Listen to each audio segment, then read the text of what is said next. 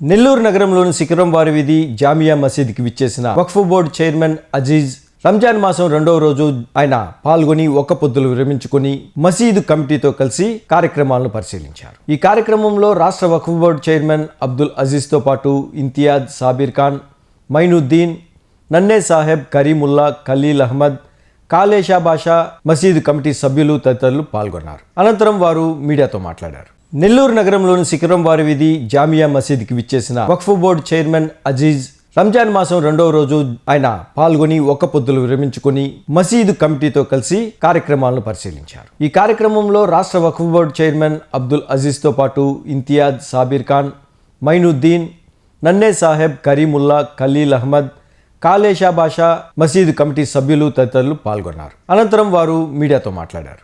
ఆంధ్ర రాష్ట్ర ప్రజలందరికీ మరోసారి రంజాన్ మాసం శుభాకాంక్షలు.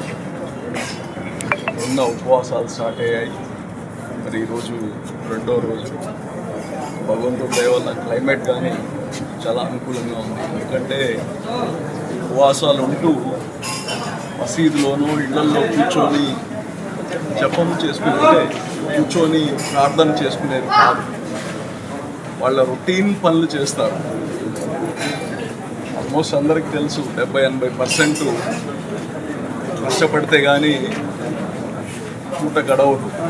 అటువంటిది ఈరోజు మీరు మధ్యాహ్నం 1 గంటకు పోయినా 3 గంటలకు పోయినా ఆటో నగర్లో పని చేసేవాళ్ళు ఆటో నగర్లో పని చేస్తారు, బెల్దార్ పని చేసేవాళ్ళు బెల్దార్ పని చేస్తారు. అంటే కార్మిక వర్గంలో ఉండేవాళ్ళు కానీ ఉపవాసం ఉన్నామని ఇంట్లో కూర్చునే పరిస్థితి కాదు. అంటే ఈ ఉపవాసంకి కూర్చొని చేసేది కాదు. ఎవరి పనులు వాళ్ళు ఆ పనిలో కానీ ఆ దైవత్వం చూపియాలి. అటువంటిది క్లైమేట్ కానీ భగవంతుడి దయ వల్ల, అల్లా దయ వల్ల చాలా ప్రశాంతంగా ఉంది. మరి ఈ మసీద్ ఏదైతే ఉందో ఇది మన శిఖరం వారి వీధిలో ఉండే జామియా మసీద్.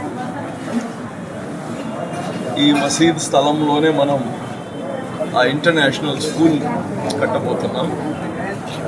సో కాబట్టి నెల్లూరు ప్రజలందరూ రాబోయే తరాలు మొత్తం ఈ మసీద్కి ఎప్పుడు గుర్తుపెట్టుకొని ఉండాలి. ఎందుకంటే వేల మంది బిడ్డలు ఇంక నుంచి ఆడి నుంచి చదివి మంచి భవిష్యత్తు తెచ్చుకోబోతున్నారు.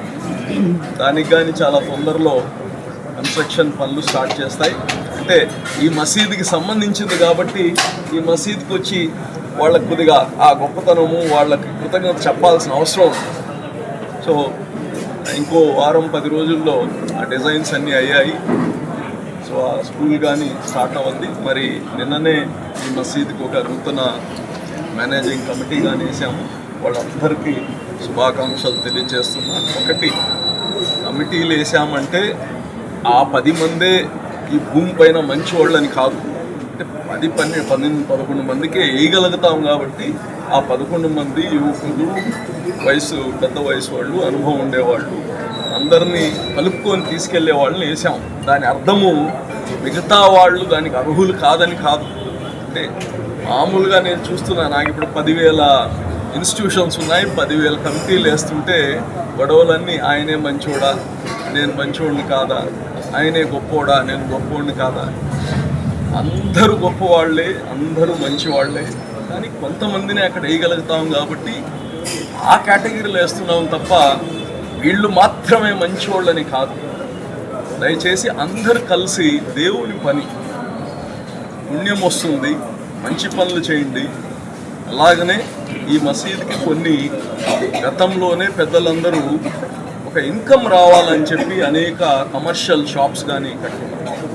నేను ఆ షాప్స్ వాళ్ళతో కానీ మళ్ళా మాట్లాడతాను. అయితే ఇప్పుడు చెప్తుండేది ఏంటంటే ఇక్కడే కాదు, రాష్ట్రంలో మసీదులు కావచ్చు, దర్గాలు కావచ్చు, ఇట్లా దేవుని యొక్క స్థలంలో ఉండే కమర్షియల్ కాంప్లెక్సెస్లో ఉండే టెనెంట్స్ అందరికీ చెప్తున్నాను, ఇప్పుడు దాకా ఎలాగ జరిగిపోయిందో జరిగిపోయింది. ఇక్కడి నుంచి మార్కెట్లో ఉండే రేట్కి ఒక 10% దేవుడిది కాబట్టి 10%. అంటే మిగతా వాళ్ళైతే ఒక లడ్డు 10,000 అయితే దాన్ని 5 లక్షలకి పాడుకుంటున్నారు దేవుడిదని. ఇది నేను నా నోట్తో 10% తక్కువ ఇవ్వమండం కానీ తప్పే. అయినా చెప్తున్నా, ఈరోజు ఎట్టుందంటే మార్కెట్లో 15,000 రెంట్ ఉంటే దేవుడిది కదా అని 1,000 రూపాయలు 2,000 ఇస్తున్నారు. తప్పు ఇది. ఎందుకంటే ఈ ఇన్స్టిట్యూషన్స్, ఈ ప్రతి ఇన్స్టిట్యూషన్ నుంచి వచ్చే ఆదాయము ఒక మసీదుకి అవసరమైన ఆదాయము అంటే కరెంట్ బిల్లు, ఇమాం మౌజన్కి ఆ బేసిక్ మెయింటెనెన్స్ పోతే ఇంకా 10 మంది పేద బిడ్డలకి సహాయపడేటట్టు ఉండాలి ప్రతి ఇన్స్టిట్యూషన్. అది పోయి మసీదు కరెంటు బిల్లు ఇవ్వండి అని అడుక్కోవాల్సిన పరిస్థితి తెచ్చారు. ఇది తప్పు. దేవుని ఆస్తుల్లో ఉంటూ మార్కెట్లో ఉండే రేటు ఇవ్వడానికి ఏంటండి? నేను ప్రతి ముస్లిం చెప్తున్నా, అందరు అనుకుంటారు మా ముస్లిమే కదా ఉంటున్నాడని. ముస్లిం వ్యాపారం బాగా చేసుకోవాలి కానీ అద్దె తగ్గించి కాదు ఆయన బాగుపడాల్సింది. అద్దె 10,000 ఉంటే 1,000 రూపాయలు ఇచ్చి కాదు ఆయన జీవితం బాగుపడాల్సింది. వ్యాపారం బ్రహ్మాండంగా చేసి బాగుపడాలి. రాష్ట్రంలో ఉండే ప్రతి ముస్లిం సోదరుడికి చెప్తున్నా నేను, ఇంక నుంచి ప్రతి మసీదు, ప్రతి దర్గా కానీ వాళ్ళ యొక్క అవసరాలు పోను సమాజంలో ఉండే పేద బిడ్డలకి చదువుకో, లేదా ఆడబిడ్డల పెళ్లిళ్ళకో, లేదా మెడికల్కో, దేనికో ఒకదానికి ఉపయోగపడేటట్టు ఉండాలని కానీ చెప్తున్నా. దానిపైన అయితే నేను చాలా గట్టిగా ఉంటున్నాను. ఎవరు దాన్ని అన్యంగా భావించవద్దు. ఎందుకంటే మసీదులు పోయి అడిగేది ఏందండి? వాళ్ళకి ఆస్తులు పెట్టుకొని మా కరెంటు బిల్లుకి డబ్బులు ఇండి ఎందుకు? ఎన్ని ఆస్తులు ఉన్నాయి? కాబట్టి అందరు దీన్ని అర్థం చేసుకొని శ్రద్ధతో ఇంక నుంచి కమిటీలు వచ్చి రెంట్ పెంచండి అంటే ఇప్పుడు దాకా ఉండే వాళ్ళకి తెలీదా మీరు వచ్చి రెంట్లు పెంచమంటారా అనేది? అటువంటి మాట వద్దు. అప్పుడు నేను కఠినంగా పోవాల్సి వస్తుంది. అలాగనే మొన్న మీటింగ్ పెట్టి మున్సిపల్ కార్పొరేషన్లో ఇప్పుడు ఉండే ఇన్ఛార్జ్ మేయర్, అలాగనే రూరల్లో ఉండే నాయకులు గిరిరెడ్డి, అలాగనే కమిషనర్ వాళ్ళతో అందరితో మాట్లాడినప్పుడు చెప్పాము. హెల్త్ ఆఫీసర్కి చెప్పాము, మసీదుల దగ్గర హైజీన్ మెయింటైన్ చేయమని, శానిటేషన్ మెయింటైన్ చేయమని తప్పకుండా చెయ్యాలి. ఇంకా బాగా చేస్తున్నారు, ఇంకా బాగా చేయాలని కోరుతున్నాను. అలాగనే లైటింగ్ కానీ అడుగున్నాం. నైట్స్ ఎక్కడెక్కడ మసీదుల దగ్గర లైట్లు లేవో అన్నీ కానీ వేయమని, ఒకవేళ వేయకపోయి ఉంటే తొందరగా ఈరోజు రేపట్లో చేయమని కానీ కోరుతున్నాం. గత సంవత్సరం ఈ యొక్క జామియా మసీద్ సంబంధించి కమిటీ లేనందున ఆనాడు రాష్ట్ర వక్ఫ్ బోర్డ్ చైర్మన్ అబ్దుల్ అజీజ్ గారు ఒక అడ్వైజరీ కమిటీ వేయడం జరిగింది. ఎందుకంటే ఈ యొక్క మసీదు పరిసర ప్రాంతాలన్నీ జాగ్రత్తగా చూసి దీన్ని ఒక రెవెన్యూకి తీసుకొని వచ్చి ఏదైతే అవసరాలు ఈ యొక్క మసీదుకి ఉన్నటువంటి ఆస్తుల రూపంలో అవసరాలు ఏవైతే ఉన్నాయో వాటి అన్ని క్షుణ్ణంగా పరిశీలించి జరగబోయే రంజాన్ చాలా అద్భుతంగా చేయాలని గత సంవత్సరమే ఈ యొక్క అడ్వైజరీ కమిటీ ద్వారా ఈ యొక్క మసీదుని రెవెన్యూలోకి తీసుకురావడం జరిగింది. మిగులు తెచ్చినటువంటి డబ్బుల్ని మిగులు తీసుకుని రావడం జరిగింది.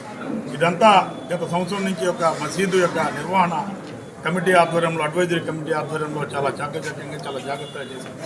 అయితే ఈ సంవత్సరం రంజాన్కి మునుపు రాష్ట్ర వక్ఫ్ బోర్డ్ చైర్మన్ అబ్దుల్ అజీజ్ గారు మళ్ళీ అదే కమిటీని కొనసాగించి 2 సంవత్సరాలకి పర్మనెంట్ కమిటీ ఇవ్వడం జరిగింది.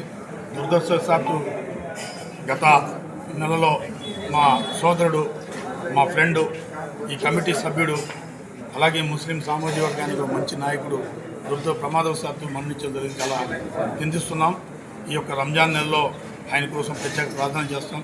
అయితే ఈ యొక్క రంజాన్లో ఏదైతే ఈ యొక్క జామియా మసీద్ సంబంధించిన స్థలంలో చారిత్రాత్మక నిర్మాణం తీసుకుని వచ్చినటువంటి నిర్ణయం ఏంటంటే ఏపీజే అబ్దుల్ కలాం పేరుతో ఈ యొక్క మసీద్ స్థలంలో ఇంటర్నేషనల్ స్కూల్ తీసుకురావడం జరిగింది. ఇది రాష్ట్రంలోనే మొదటి ఒక అధ్యయనం అని చెప్పుకోవచ్చు. ముస్లింేతర ప్రజలందరికీ ఆ యొక్క చదువుకునే బిడ్డలకు వాళ్ళకి ఒక స్టేజ్ వరకు వచ్చి వాళ్ళు ఆగిపోతున్నారు. ఎందుకంటే ఆర్థిక పరిస్థితులు రాలేదు. అలా కాదు, ఆ సామాజిక వర్గాన్ని నుంచి 1వ తరగతి ప్లే క్లాస్ నుంచి 12వ తరగతి వరకు ఫ్రీగా చదివించాలనే ఒక ఉన్నతమైన ఆలోచనతో తీసుకుని వచ్చినటువంటి నిర్ణయం ఏపీజే అబ్దుల్ కలాం స్కూల్. ఒకటే అజీజ్ భాయ్ గారు మాకు ఆదేశాలు ఇవ్వడం, ఇక్కడ ఉండే మసీద్ ఆవరణాలు బాగా చూసుకోండి, ఇక్కడ ఉండే షాప్స్కి కూడా రాష్ట్ర వక్ఫ్ బోర్డుకి ఆదాయం పెరిగితేనే మన ముస్లిం కమ్యూనిటీకి ఏమైనా సాయం చేయగలుగుతాం వక్ఫ్ బోర్డు తరఫున అని చెప్పి మనకు చెప్పడం, మేము కూడా వాటిని విని ఇప్పుడు ఉండే షాపుల వాళ్ళు కూడా కలిసి మాట్లాడదాం. ఆ షాపుల వాళ్ళు కూడా మేము రిక్వెస్ట్ చేసేది ఒకటే, వాళ్ళు కూడా బయట ఇచ్చే రేట్ల కన్నా కొంచెం తక్కువైనా ఇవ్వండి. మరీ తక్కువ కాకుండా ఇవ్వాల్సిందిగా వాళ్ళని కూడా రిక్వెస్ట్ చేస్తున్నాం.